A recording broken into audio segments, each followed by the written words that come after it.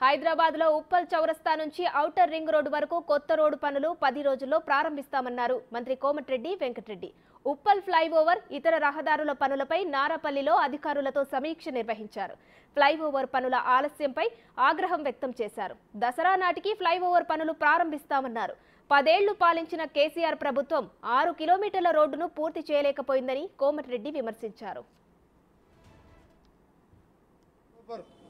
దసరా పండుగ నాటికి ఈ ఫ్లైఓవర్ బ్యాలెన్స్ టెండర్ పిలిపించి అది 500 కోట్లు పెరిగినా సరే ఆ ఫ్లైఓవర్ టెండర్ పిలిపించి నవంబర్ మొదటి మాసంలో పనులు మొదలుపెట్టి 18 నెలల్లో ఫ్లైఓవర్ పూర్తి చేసే బాధ్యత ఆర్ఎండ్బి శాఖ మంత్రిగా ముఖ్యమంత్రి గారి సహకారంతో అది పూర్తి చేస్తానని ఈ ప్రాంత ప్రజలకు హామీ ఇస్తూ 10 ఏళ్లు పాలించిన ప్రభుత్వం 6.5 కిలోమీటర్ ఫ్లైఓవర్ చేయలేదు.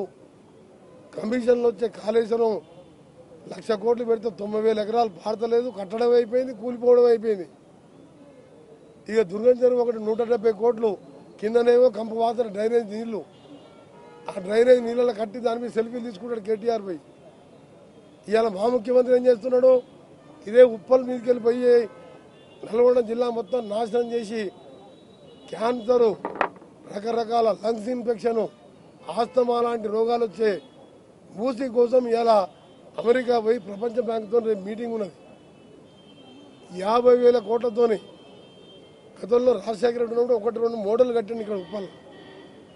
పర్మనెంట్గా మూసి వాటర్ పైప్ లైన్ ద్వారా కృష్ణాలో కలపడం, మల్లన్న సాగర్ నుంచి పైప్ లైన్ల ద్వారా గోదావరి వాటర్ తీసుకొచ్చి మూసిని వెడల్పు చేసి ఎంక్రోచ్మెంట్ అయిన వారికి నష్టపరిహారం ఇచ్చి 50,000 కోట్లతో మూసి చేసే ముఖ్యమంత్రికి అంత మంచి ఆలోచన వస్తే ఇలా రంగారెడ్డి ఉప్పల్లే కాదు నల్గొండ ప్రజలు హైదరాబాద్ వాళ్ళు ఎంత సంతోషపడుతుందంటే అసలు ఎవరికి రాని ఆలోచన మన ముఖ్యమంత్రి